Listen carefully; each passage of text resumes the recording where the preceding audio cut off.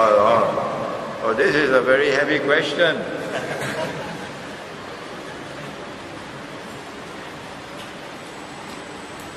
You're forcing me now to enter into Islamic eschatology. Yes. Or ilmu akhir zaman. I'm writing a book on Dajjal. But for the last year and a half, I've not written even one line. Because I'm now receiving more than 100 emails every day. From all over the world. And sometimes I receive an email and it breaks my heart. It breaks my heart.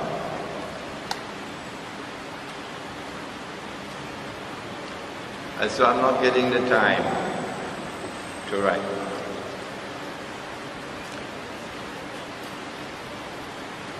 Has modern Western civilization emerged by chance? Is it an accident of history? If modern Western civilization can emerge in history by accident, then I say that a cow can also jump over the moon. Yeah. Well then, if it did not emerge by accident, what is there which can explain the emergence of this amazing civilization with its scientific and technological revolution, which is still continuing, which has given to this civilization a power which is unprecedented in human history, that all of the rest of mankind combined, including Saddam Hussein, cannot match the power, the military power of modern Western civilization. Is this by accident? And if it is not, what is the explanation? Not only is this the most powerful civilization in terms of military might to have emerged in human history, but also, and this is the last characteristic I'm going to mention because we don't have endless time, it uses its power to corrupt every single thing that it touches. The word used by Allah in the Quran is fasad. And this civilization is engaged in universal fasad, corrupting the political civilization, political life of the world, corrupting the economic life, corrupting the market, corrupting the monetary system, the money that we use, corrupting the educational system, corrupting the relationship between the male and the female, corrupting the sexual life, corrupting sports and entertainment. But most dangerous of all, corrupting and destroying the spiritual life and reducing mankind today to a world filled with one-eyed people. Even with the PhD from MIT, he still sees with only one eye. What is it that explains this universal facade? Let me use the term in the Quran. Did the Quran not say that it has come to explain all things? وَنَزَّلْنَا عَلَيْكَ الْكِتَابَ تِبْيَانًا لِكُلِّ شَيْءٍ, to explain all things. What is the explanation? of the universal fasad. There are those who don't want to answer that question. Too loaded a question. There are those who, because of bad methodology in the study of Quran and Hadith, are incapable of answering that question correctly. But when you go to the Quran and to the Hadith, there's only one answer. إن يأجوج ومأجوج مفسدون في الأرض. إن يأجوج ومأجوج مفسدون في الأرض. The universal fasad that we have in the world today is explained in the Quran. It's coming from Ya'juj and Ma'juj, Gog and Magog. Nobody teaches that subject today. Nope. I have been teaching it for 20 years. As the voice crying in the wilderness. They laughed at me for 20 years, but they're not laughing today anymore. No. Praise be to Allah. I held myself, I held my guns. I didn't back out. Laugh as much as you want. I'm not going to stop. And I wrote my book on Gog and Magog, alhamdulillah. And with Gog and Magog is Dajjal. Modern Western civilization is Dajjal's most magnificent creation. If you can't understand that, too bad for you. And Dajjal is using modern Western civilization to achieve his goal. And his goal is to rule the world from Jerusalem. And then to declare that I am Al-Masih, the Messiah. And all the one-eyed people will accept him as the Messiah. And when that is finished, he'll rub his hands and say, mission accomplished. And then Allah will send the true Messiah. But it'll be too late for Islamic scholarship at that time. That's my answer to you. Any other questions? Yes.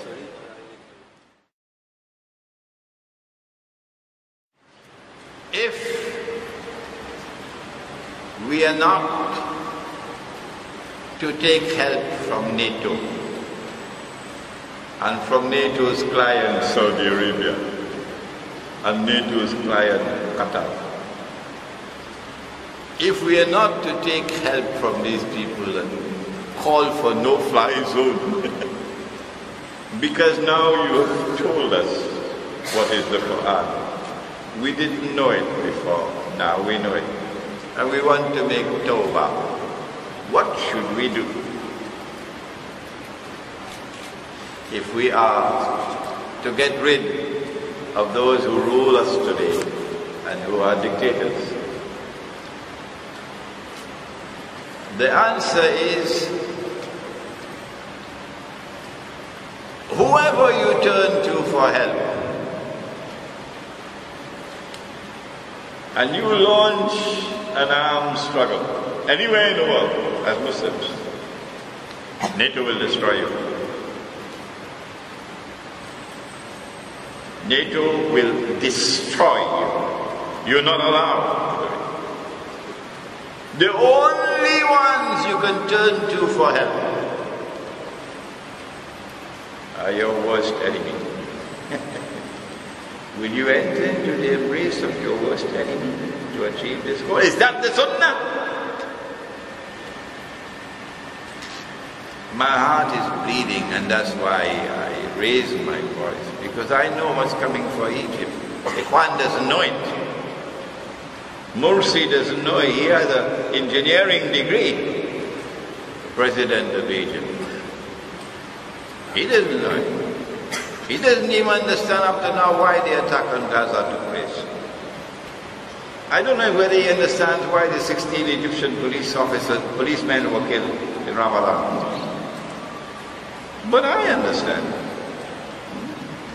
You cannot succeed as Muslims in any armed struggle other than one, unless you go into NATO's arms and take help from NATO.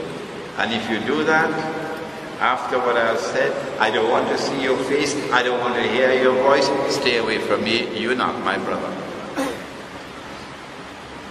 The only armed struggle that we will succeed in is the one in which there is guaranteed success, guaranteed by Nabi Muhammad alayhi salatu wasalam. Did he not say, لَتُقَاتِلُنَّ الْيَهُودِ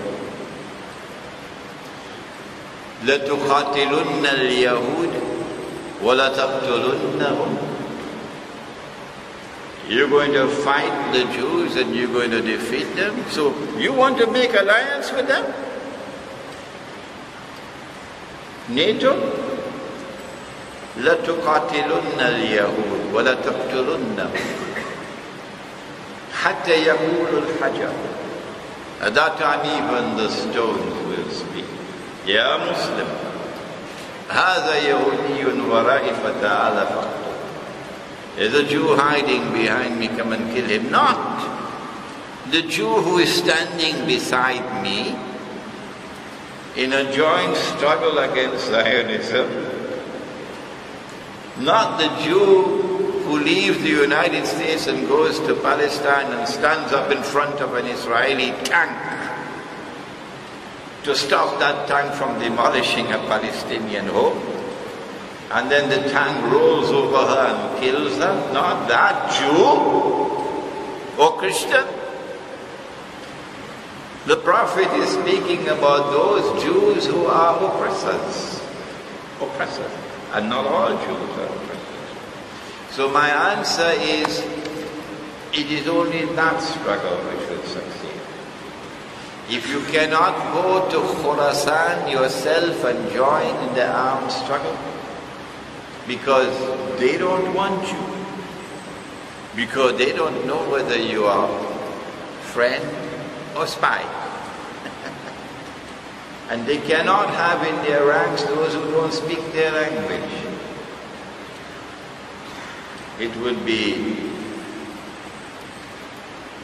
strategically dangerous for them. So if they accept you in their ranks, alhamdulillah, you join the jihad. But if not, you can support the jihad in many other ways.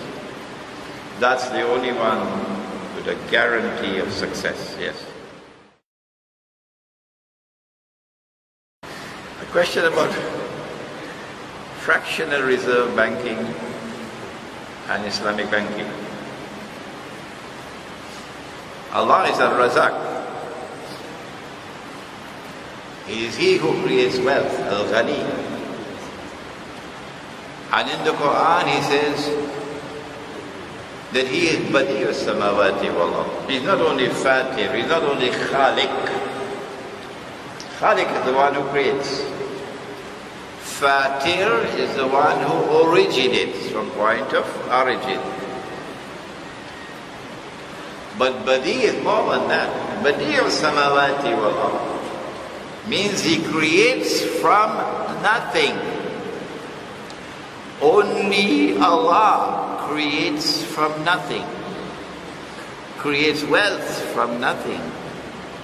But our enemies today are creating money from nothing. Thanks to the scholars of Islam. Thanks to the scholars of Islam, who will not raise their voice. None of them will raise their voices. Praise be to Allah for one or two. The Imam of Masjid Al-Aqsa in Jerusalem just made a statement. He agrees with me on money, alhamdulillah. What the enemy does is that he is creating wealth out of nothing. Fractional reserve banking is one of the ways in which to do it. That if a bank has so much money in its books, it has 10 ringgits in its books, it owns 10 ringgits. Don't ask me how it got the 10 ringgits. understand? That's a different story. Now it can lend the 10 ringgits on interest, which of course is haram. But the bank does not lend 10 ringgits on interest. It lends 1,000 ringgits on interest. So where the other 990 ringgits came from? It came out of thin air. It is wealth created out of nothing. And if you create wealth out of nothing, you're playing God. Do you need a PhD to understand shirk? Huh? Or are you waiting for fatwa from Mufti? Well, you better find a comfortable sofa to sit down and wait for that fatwa, because it'll never come. But now, it's not, that's only part of the subject. How did the bank get the 10 ringgits? What our enemy did was to take what Allah made halal and declare it to be haram. If you declare haram what Allah declared halal, is that shirk? Is that shirk? If you don't know it, then go and pick up your Quran, Surah At-Tawbah. Yes, it is shirk. And that's what they did. And if you accept it and follow them in it, you are also in the shirk, the monetary system. The Articles of Agreement of the International Monetary Fund had prohibited the use of gold as money. The Quran and the Sunnah declare gold and silver halal as money. The IMF declares gold haram as money. That is shirk. There are a number of reasons why they prohibited the use of gold as money. But they have never given those reasons. And if you ask them, why have you made gold prohibited, they'll never tell you why. Never. Up to now, you'll not find any written document anywhere. 2 days ago in our conference on riba, my lecture is on the internet now. You will find where I offered some explanation why they prohibited the use of gold as money. And one of the reasons was so that they could introduce their bogus money and have their bogus money stable. If you have gold alongside the bogus money will collapse. So they started printing paper and then giving to the paper a fictitious value.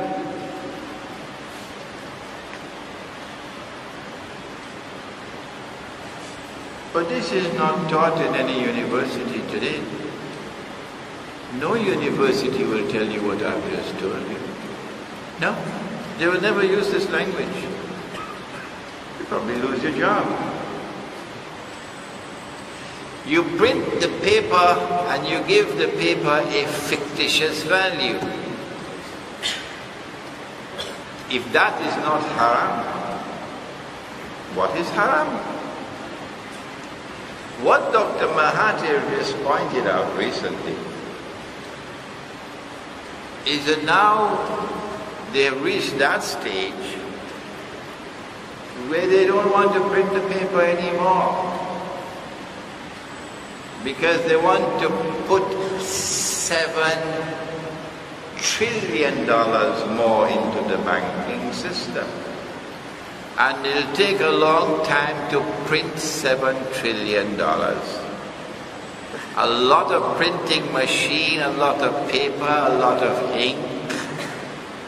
a lot of armored cars and security guards and police motorcycles to transport it. It is much easier for the Federal Reserve to simply write a check and send it to the banks. And then the banks will insert $7 trillion more into their books. And then the banks, like the IMF, will approach, hello, President Morsi, are you there? I hear Egypt wants an IMF loan. We could lend you 4 billion. I mean, we just got 7 trillion. But in order for you to get this 4 billion, there are conditions you've got to meet. These are the conditionalities. Amongst them is you've got a 2-hour line. Economic enslavement spells political servitude. And you got to bow down to Dajjal and act in accordance with our commands so that Israel will survive. So it's fictitious money. And they're lending you fictitious money on interest. When they lend the money to you and you enter into a legal agreement to pay back, then it becomes a part of the money system. Unless they lend it to you, it simply remains in the books. But after they lend it to you and you accept the loan, and a legal obligation to repay, now it becomes money. Is Islamic banking doing anything to prevent this? Is Islamic banking even recognizing the paper and plastic and electronic money to be bogus and fraudulent and haram? Dr. Mahathir shows better understanding than the muftis. No, Islamic banking has not raised even a little finger. Not even a little finger to expose the monetary system as bogus and fraudulent and haram, and to call for the return of gold dinar and silver dinar. Do you think the present Turkish government is sincere or another client of Zionism?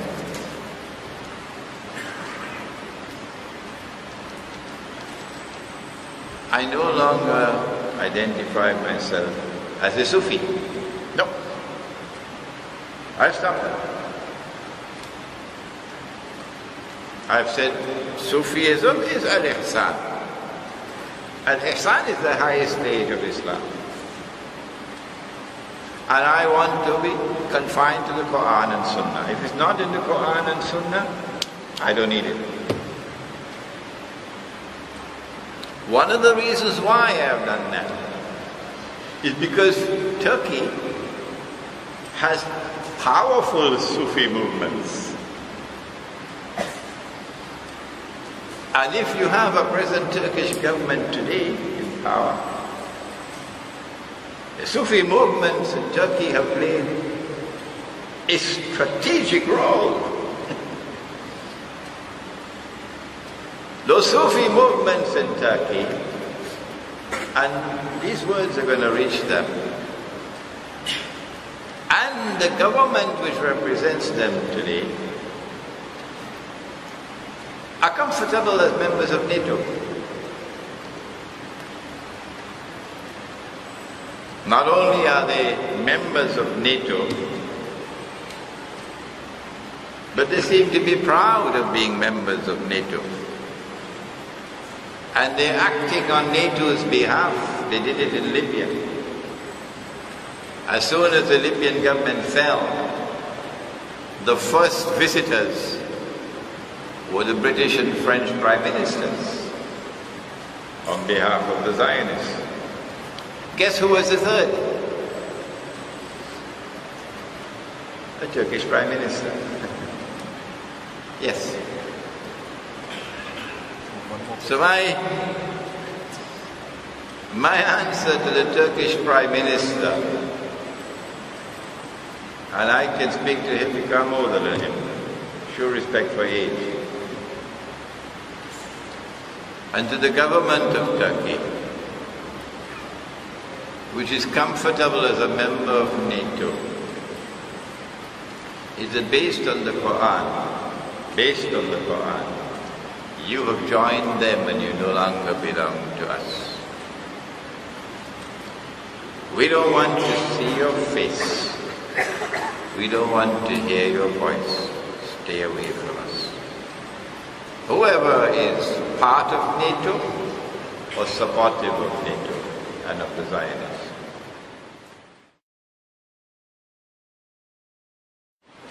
When I give an opinion in which I interpret anything like a hadith, you will bear testimony to the fact that I always say to the people, do not accept my opinion. Is that true? I always say, do not accept my opinion unless and until you are convinced that it is correct. I can make mistakes. And if you uncritically accept everything I say, then you might perpetuate my mistake. But praise be to Allah for that student who can come and be my student, and tomorrow he can correct his teacher. I'll be proud of him. So I have interpreted the hadith about Dajjal, that when he is released, he'll live on earth for 40 days. يَوْمٌ كَسَنَةٍ يَوْمٌ كَشَهْرٍ يَوْمٌ كَجُمْعَةٍ وَسَائِرُ أَيَّامِهِ كَأَيَّامِكُمْ. One day which will be like a year, one day which will be like a month, one day which will be like a week, and all his days, meaning all the rest of his days, like your days. I recognize this to be religious symbolism. Like that the river Euphrates will uncover a mountain of gold. In the Riba conference, I made a presentation based on this hadith. And the world of Islamic scholarship now has only two choices. Either you hold on to the literal view that the mountain of gold is going to come out of the river, or the explanation which I have given, there is no other. There is no other.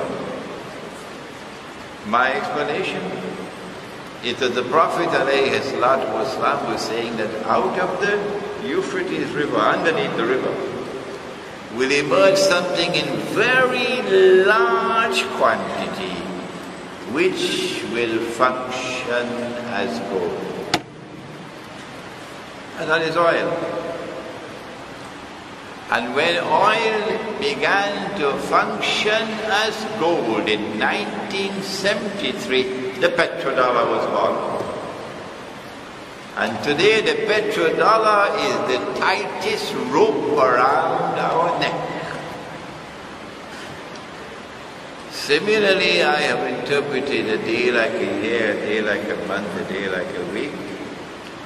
And my interpretation is there in my book, Jerusalem in the Quran. It is translated to Bahasa. It is translated to Arabic, it is translated to French, it is translated to Spanish, it is translated to Urdu, it is translated to Bengali, it is translated to Bosnian language. Alhamdulillah.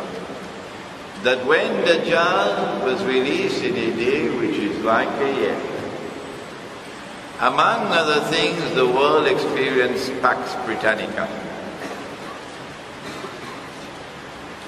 And Pax Britannica gave the world the British sterling pound as the international currency. If you have studied monetary economics and you have another explanation, let me know it. And then the mysterious transformation took place from Pax Britannica to Pax Americana. And the US dollar replaced the sterling pound. And I say a day which is like a year ended and a day which is like a month replaced it. This analysis and interpretation was given about 12 years ago in my book Jerusalem and the Quran. And now we are located at that moment in time when Pax Americana is on its way out and Pax Judaica is preparing to replace it, namely Jewish rule over the world, Israel. I am not saying that I want Israel to rule the world. That's not fair. That's not what I'm saying. I don't want that to happen. I am interpreting in this way. And in order for Israel to rule the world, the US dollar will have to go, as the sterling pound had to go, as the international currency. So, for 15 years or more now, I have been anticipating the collapse of the US dollar, and that when the US dollar collapses, it will be replaced by another money. Whether it will be the Israeli shekel, or whether they're going to coin a new term like Bangkok, I don't know. But a new monetary system is coming. And that new monetary system will be built firmly on the foundations of that mountain of gold from the river Euphrates. Namely, petro-money.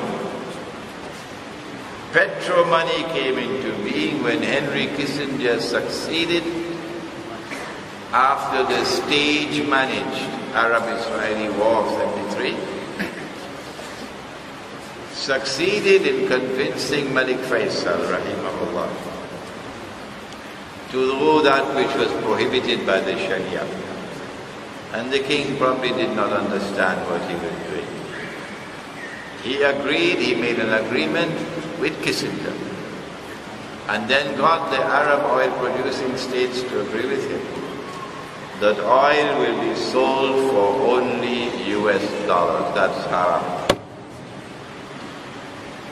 It's a violation of the free market, and since the US dollar could no longer be redeemed for gold after August 1971, it's a violation of the fair market.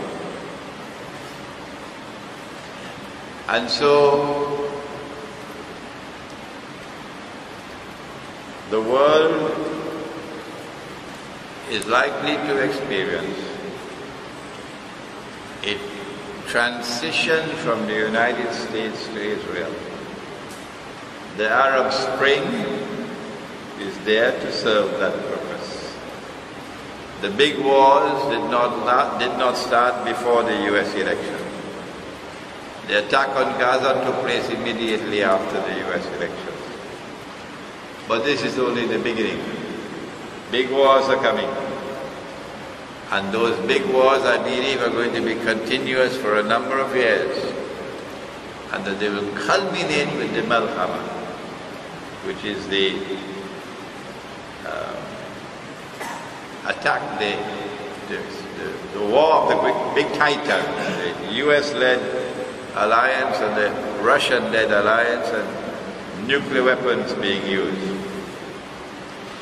It has already collapsed. It is in a place, the hospital in Manhattan called ICU, and they're keeping it alive by a machine, life support machine. Yeah, I understand King Abdullah was also on the same machine. And anytime they pull the plug, that's it for the US dollar, Janaza. When will they pull the plug? The plug can be pulled if there's an attack on Iran, a Turkish attack on Syria, an Israeli attack on Pakistan, an Israeli attack on Iran, on Egypt, Syria, Egypt, Iran, Pakistan, these 4 flashpoints. Any one of these wars can be pulling the plug on the US dollar. Why should Muslims make an alliance with Russia? Did I ever say that Muslims should make an alliance with Russia? Did I ever say that Muslims should make, I am recommending alliance with Russia? I never said that. I never said that. I'm not recommending any alliance with Russia or with China. Oh my gosh. I said that a man named Muhammad sallallahu ta'ala alayhi wa sallam, he said, not me, he said that you will make an alliance with Rome. It's there in the hadith. And I analyzed it, if you allow me to. And I said that prior to the revelation of the Quran, Rome was in Italy. And Rome worshipped idols, pagan Roman idols.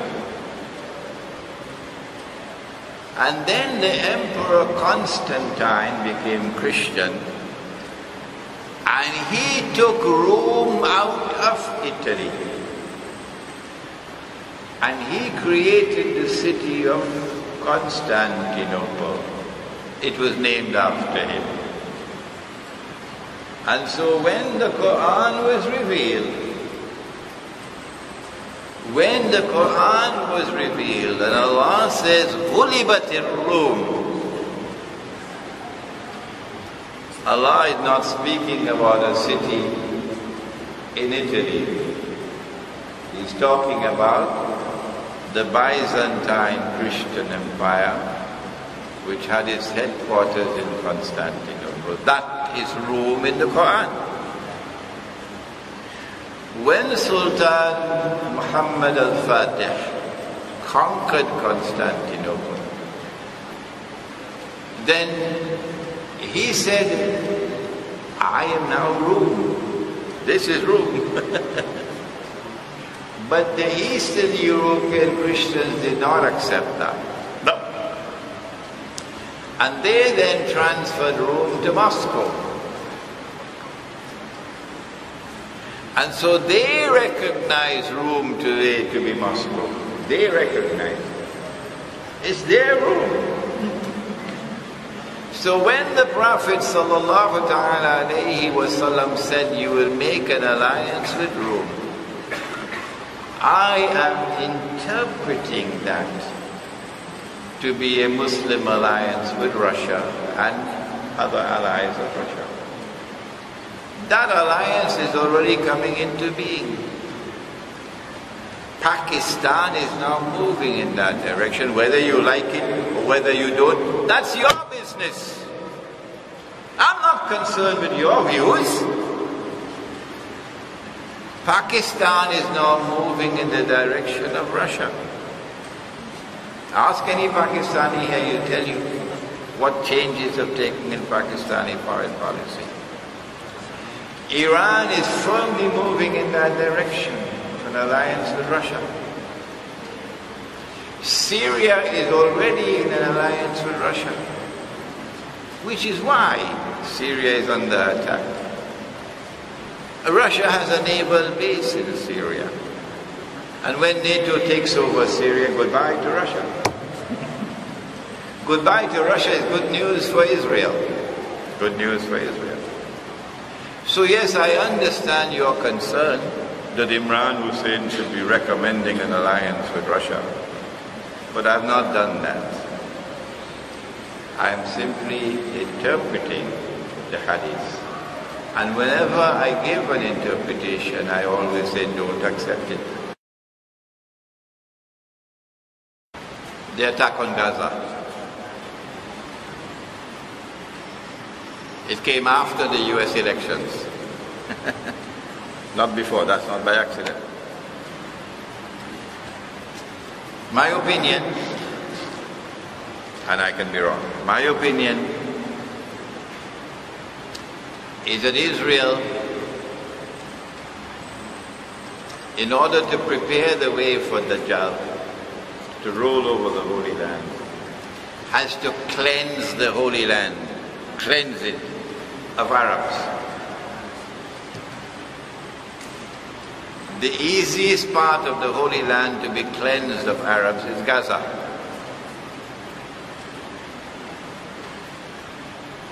Four years ago, the blistering attack on Gaza, with Hosni Mubarak blocking the way to Egypt, was to shatter them.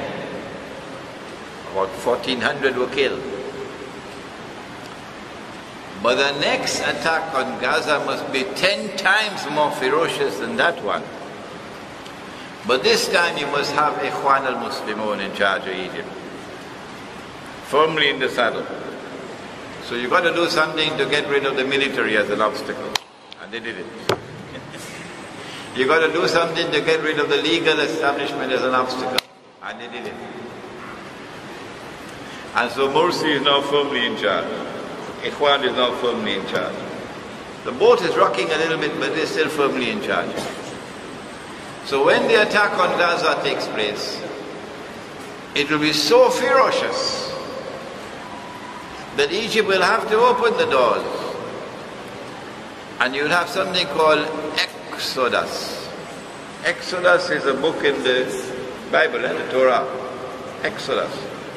Mean a mass movement of people fleeing out of Gaza into Egypt.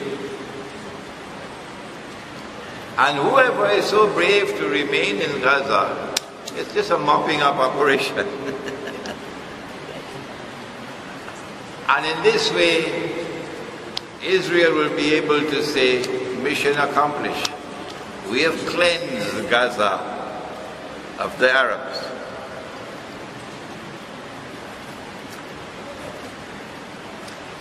But there's also another agenda.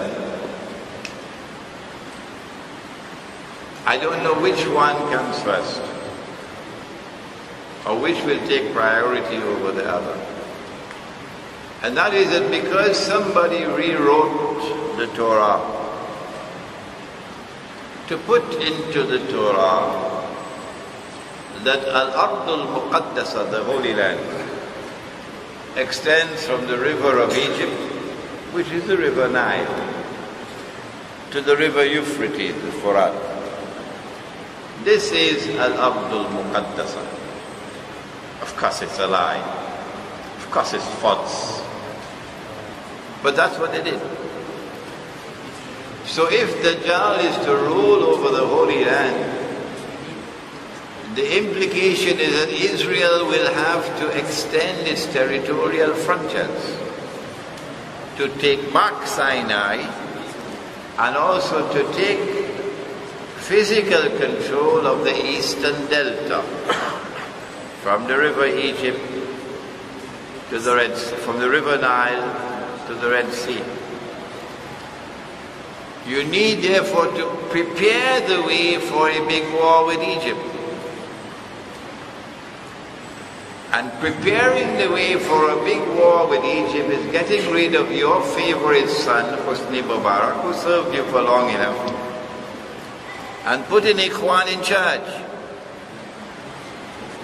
And then forcing Ikhwan government in Egypt to support the Palestinians. And that support must continue to escalate until Israel can cry terrorism.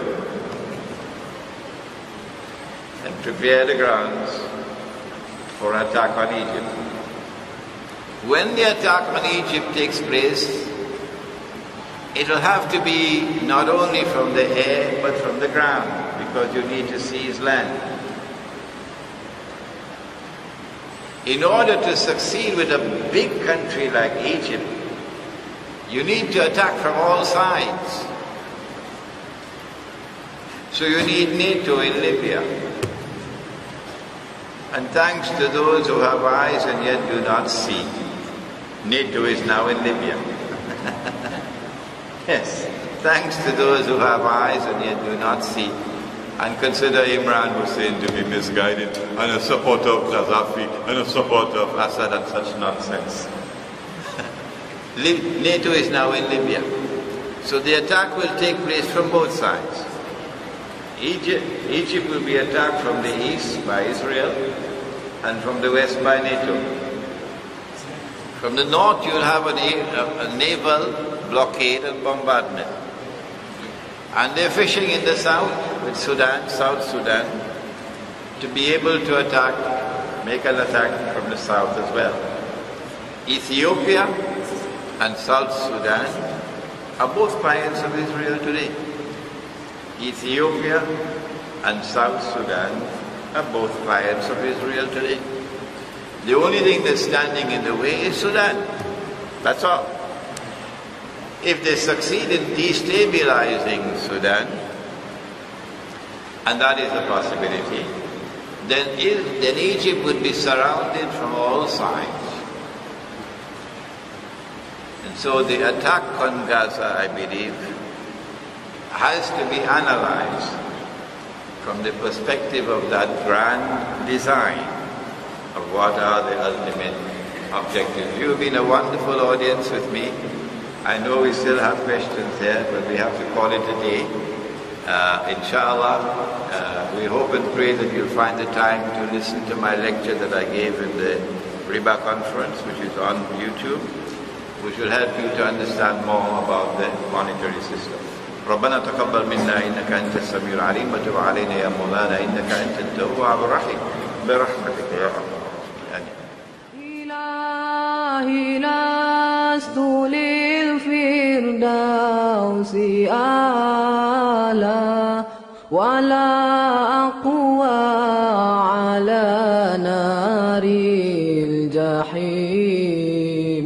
الله فهب لي التوبة واغفر ذنوبي فإنك غافر الذنب العظيم. إلهي لست للفردوس أعلى ولا أقوى على نار الجحيم. الله فهب لي توبة